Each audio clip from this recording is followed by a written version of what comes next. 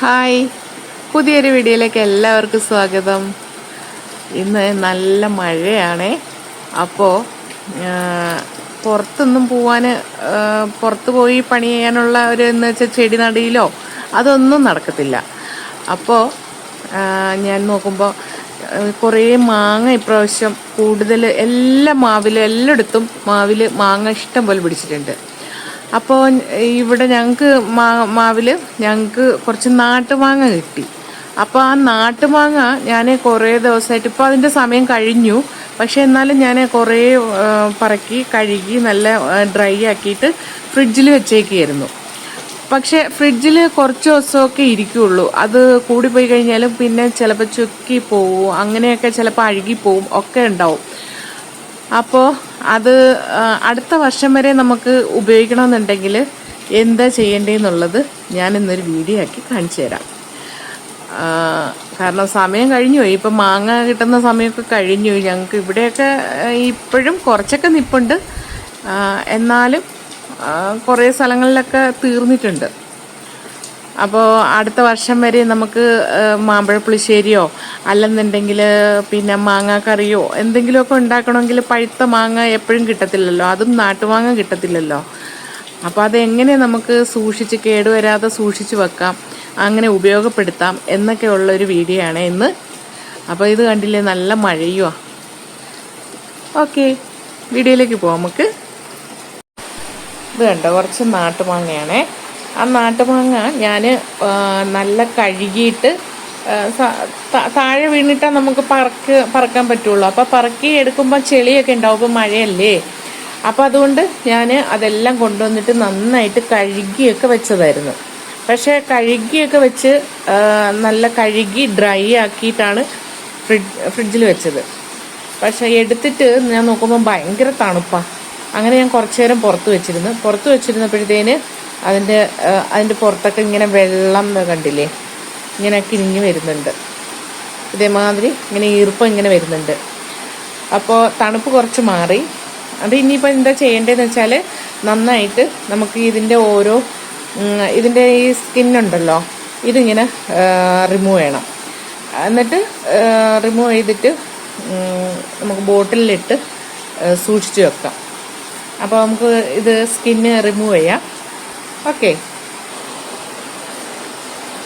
ഇതിങ്ങനെ എടുത്തിട്ട് കണ്ടോ, ഇതിൻ്റെ ഈ നെടുപ്പിൻ്റെ അവിടെ ഇങ്ങനെ എടുത്തിട്ട് ഇങ്ങനെ കൈ കൊണ്ട് തന്നെ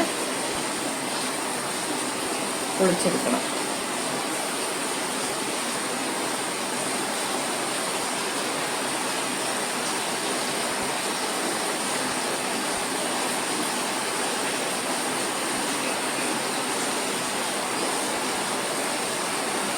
പുറത്ത് നല്ല മഴയാണേ.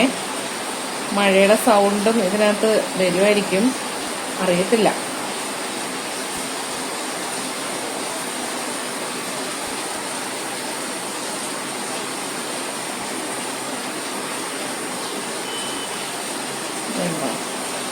ഇങ്ങനെ കിട്ടും. ഇത് നമുക്ക് ഇതെല്ലാം ഇങ്ങനെ പൊളിച്ചെടുക്കാം കേട്ടോ.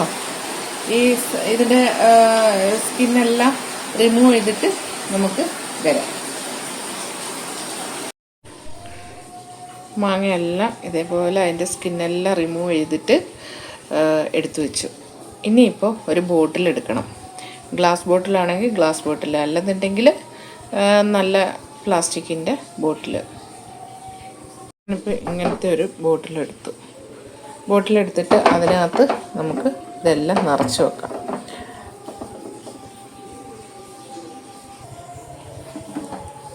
ബോട്ടിൽ നന്നായിട്ട് തുടച്ച് നല്ല വൃത്തിയാക്കി വെക്കണം കേട്ടോ. അത് നല്ല ക്ലീൻ ആയിരിക്കണം, നല്ല ഉണങ്ങിയിരിക്കണം. എല്ലാം നല്ല തുടച്ച് വൃത്തിയാക്കി വെക്കണം കേട്ടോ. എന്നിട്ട് നമുക്ക് ഈ മാങ്ങ ഓരോന്നായിട്ട് എടുത്തിടാം.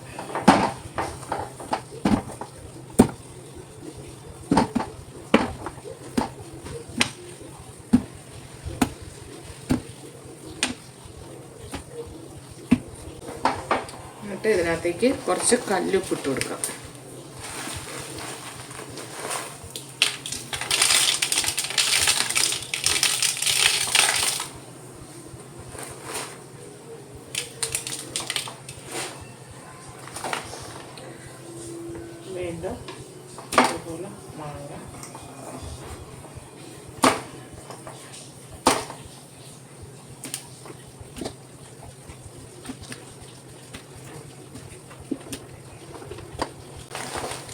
വീണ്ടും കല്ലുപ്പിട്ട് കൊടുക്കാം.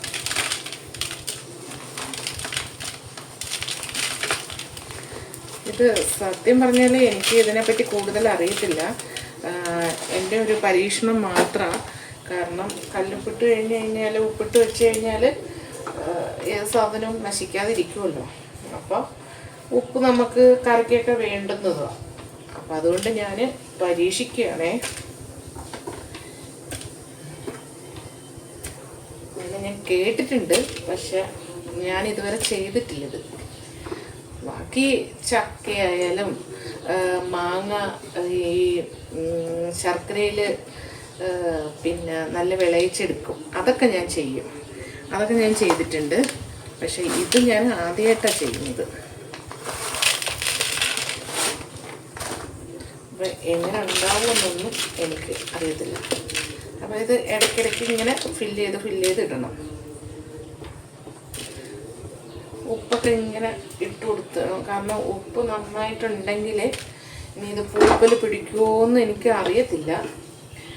ഞാൻ എന്തായാലും അത് കഴിഞ്ഞിട്ട് ഇതൊന്ന് പ്രസ് ചെയ്തിട്ട് കൊടുക്കാം.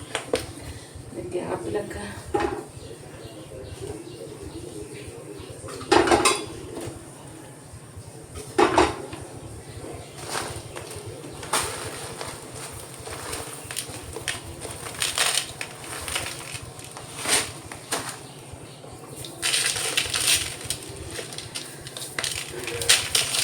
ഇനി ഇത് കുറച്ച് ദിവസം ഞാനിത് വെച്ചിരുന്നിട്ട് പൂപ്പിലൊന്നും പിടിക്കുന്നില്ല, ഇത് സക്സസ് ആണെന്നുണ്ടെങ്കിൽ ഇത് കുറച്ചും കൂടെ ഞാൻ ഇതേമാതിരി തന്നെ മാങ്ങയുണ്ട്, അത് കുറച്ചും കൂടെ ഇട്ട് വെക്കും. ഇങ്ങനെ നോക്കാം നമുക്ക്.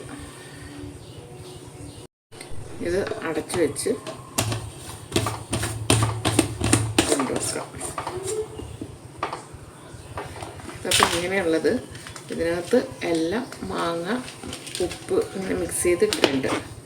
ഇനി പൂക്കോ ഇല്ലയോ എന്നുള്ളത് എനിക്കറിയത്തില്ല. എന്തായാലും ഞാൻ ഇതിൻ്റെ റിസൾട്ട് പറയൂ കേട്ടോ. വേറൊരു വീഡിയോയിൽ ഞാൻ പറയാം. ഇത് രണ്ടാമത്തെ ആഴ്ചയാണേ. അപ്പോൾ മാങ്ങ ഉപ്പിലിട്ടിട്ട്, അത് പഴുത്ത മാങ്ങ ഉപ്പിലിട്ടിട്ട് 2 ആഴ്ചയാവുന്നുണ്ട്. ഇതുവരെ അതിന് പൂപ്പൽ പിടിക്കുകയോ കളർ വ്യത്യാസം ഉണ്ടാവുകയോ ഒന്നും ചെയ്തിട്ടില്ല. അപ്പോൾ ഇത് നല്ലൊരു കാര്യം തന്നെയാണ്. ഇങ്ങനെ നമുക്ക് മാമ്പഴം സൂക്ഷിച്ചു വെക്കാം. അടുത്ത വർഷം വരെ വേണമെങ്കിൽ ഇങ്ങനെ ഇരുന്നോളൂ. അപ്പോൾ നമുക്ക് ഇതിന് പൂപ്പലോ വെള്ള ഈ ഉപ്പിലിട്ട് പച്ച മാങ്ങയൊക്കെ നമ്മൾ ഉപ്പിലിട്ട് വെക്കുമ്പം വെള്ള ഒരു പാട കണക്ക് ഇങ്ങനെ മേളിൽ നിൽക്കുമല്ലോ, അതൊന്നും ഇതിന് വന്നിട്ടില്ല. ഇതിൽ നിന്നുള്ള നീര് അതിനകത്ത് ഇറങ്ങിയിട്ട് കണ്ടില്ലേ, നീരിറങ്ങിയിട്ട് ആ നീരിനകത്താണ് കിടക്കുന്നത്. അപ്പോൾ നമുക്ക് ഇത് വേണമെന്നുണ്ടെങ്കിൽ 1 വർഷം വരെ സൂക്ഷിച്ചു വെച്ചിട്ട് നമുക്കിത് കറി ഉണ്ടാക്കാനോ മാമ്പഴ പുളിശ്ശേരിയോ മാങ്ങക്കറിയോ എന്ത് അങ്ങനെയുള്ള കറികളൊക്കെ വേണമെന്നുണ്ടെങ്കിൽ നമുക്ക് ഉണ്ടാക്കാവുന്നതാണേ. അപ്പോൾ ഞാൻ ഇത് ഇട്ടതിന് ശേഷം പിന്നെ ഇതൊന്ന് എന്താവും എന്നുള്ളത്, കാരണം ഞാനിത് ആദ്യമായിട്ടാണ് ഇടുന്നത്. അപ്പോൾ അത് എന്താവും എന്ന ഒരു റിസൾട്ടും കൂടെ നിങ്ങൾക്ക് കാണിച്ചു തരണമല്ലോ. അപ്പോൾ അതുകൊണ്ടാണ് ഞാൻ വെയിറ്റ് ചെയ്തത്. ഇപ്പോൾ 2 ആഴ്ചയായി. അപ്പോൾ ഇതിന് പ്രത്യേകിച്ച് വേറെ കുഴപ്പമൊന്നും കാണുന്നില്ല. ഇങ്ങനെ നമുക്ക് മാങ്ങ ഇടാവുന്നതാണ്. ഇത് പലർക്കും അറിയാവുന്ന കാര്യമായിരിക്കും, പക്ഷെ എനിക്കിത് ആദ്യമായിട്ട് ഉള്ള ഒരു എന്താ പറയുന്നത്, ഒരു ഞാൻ ചെയ്തു നോക്കുന്നത് ഞാൻ ആദ്യമായിട്ടാണ്. അപ്പോൾ ഓക്കെ ആയിട്ടുണ്ട്. അപ്പോൾ നമുക്ക് ഇതിങ്ങനെ മാങ്ങ അടുത്ത വർഷം ആയാലും ഇനിയിപ്പോൾ ഇതിങ്ങനെ സൂക്ഷിക്കാൻ പറ്റും. അപ്പോൾ മാങ്ങ ഇല്ലാത്ത സമയത്ത് നമുക്ക് മാങ്ങ കഴിക്കാൻ പറ്റും, മാങ്ങ കറിയൊക്കെ കഴിക്കാൻ പറ്റും. ഇതിന് പ്രത്യേകിച്ചും മണമോ ഒന്നും വ്യത്യാസമില്ല. പഴുത്ത മാങ്ങയുടെ മണം എന്തായിരുന്നോ ആ മണം തന്നെയാണ് ഇപ്പോഴും. ഇനിയിപ്പോൾ കുറച്ചുകൂടെ കഴിയുമ്പോൾ ഇനി എന്താണെന്ന് എനിക്കറിയത്തില്ല. പക്ഷേ ഈ 2 ആഴ്ച വരെ ഇത് ഓക്കെയാണ്. എല്ലാവർക്കും ഇത് ഇങ്ങനെ പരീക്ഷിക്കാവുന്നതാണേ. Okay, thank you.